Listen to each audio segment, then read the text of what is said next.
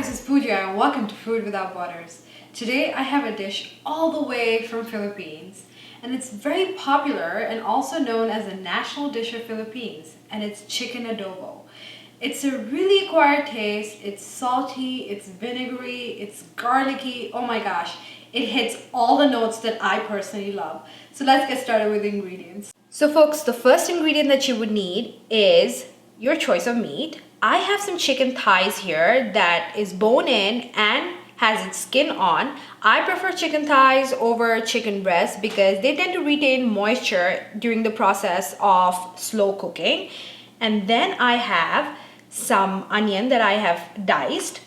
I have some garlic, and this is not some, it's a lot of garlic because it's a lot of chicken that has been finely chopped. I have some green onion that I have chopped, and this is for garnish. I have some bay leaves, some red chili flakes, and this is optional. I have some black pepper powder. You could use black peppercorn. I just prefer black pepper powder only because I don't like the feeling of peppercorn in my mouth. I have some fish sauce, and this is an optional ingredient. You can completely skip it. I have some rice wine vinegar, some soy sauce or liquid aminos. If you're using soy sauce, make sure to use the low sodium kind because there's a lot of salt going. And then I have some white vinegar. Now you could completely replace the rice vinegar with the white vinegar and that should work just as fine. And I have some oil here and I'm using avocado oil. You can use any odorless oil of your choice. First thing I like to do is mix the ingredients for the marinade in a bowl and then add it to the chicken. So here I have some garlic, bay leaves, the fish sauce, the rice wine vinegar, pepper powder, red chili flakes, the soy sauce or liquid aminos, white vinegar. And there you go, your marinade is ready. And now I will add it to the chicken. I'm gonna mix this all so that the chicken is nicely covered in the marinade. There you go. Now I'm going to pop the lid on, and you can let it marinate from somewhere between 3 to 4 hours. I am going to set it in the refrigerator overnight because that just makes this even more delicious. And I will see you when it's time to cook. All right, I have a heavy bottom pot heating up, and to this I will add some of the avocado oil. Now what we are trying to do is sear the chicken quickly, and searing is just a process of browning the chicken. So while the oil is nice and hot, which you can see, what I am going to do is put the chicken in. Make sure to remove the excess marinade off of the chicken because as you can tell, the oil is really hot and you don't want it to spatter and make a mess, and you don't want to burn yourself. So now I am going to gently place the chicken into the pan and sear it until it turns brown. Also, make sure you don't overcrowd the pan because if you do, then the chicken will start releasing water and won't sear and it will start cooking, and you don't want that. You want it to be that perfect caramel color on both sides. I think the chicken has seared perfectly on one side, and now I am going to flip them. The good thing about having chicken with the skin on is that it also aids in the searing process because it has so much fat. It renders the fat, and that also helps in the searing process and makes it faster.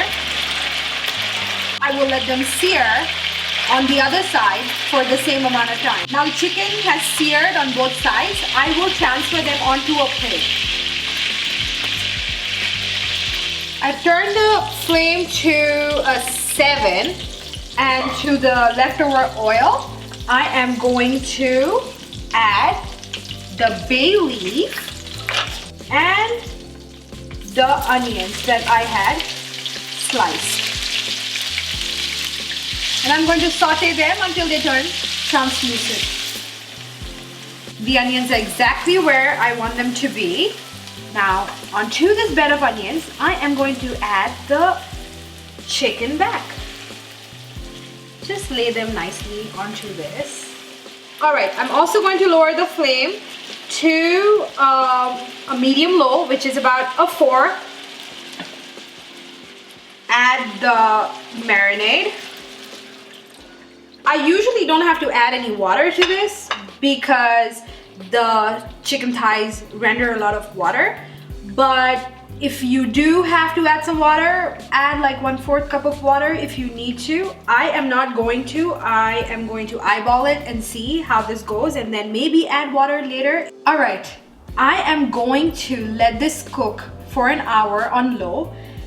I will come back every 15-20 minutes to check on it and flip them so that both the sides absorb all that delicious marinade. I will show you how I flip them and what they look like in every 15-20 minutes, but that would be a fast forward.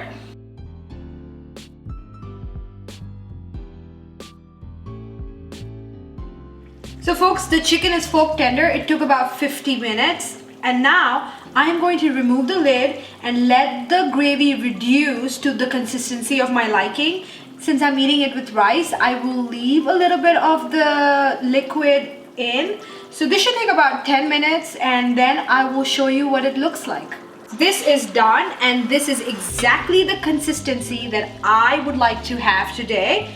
I have turned up the flame. I am going to let it sit here for about 5 minutes before I taste it and burn the roof of my mouth.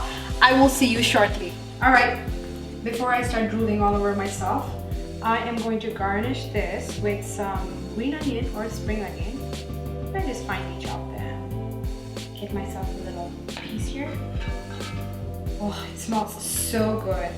It's just wonderful how simple ingredients like these can have an outcome like this. It's so good with some jasmine rice. Oh gosh. Perfect, really. It's like, it always baffles me how vinegar, soy sauce, garlic together can make something so wonderful. It's just like me. Such simple parents could make someone like me. I'm the adobo chicken in my family, people. So give this recipe a try. Let me know what you think. If you haven't hit subscribe, hit subscribe. And I will leave a written version of this recipe in the description box. And I will see you next week. Bye.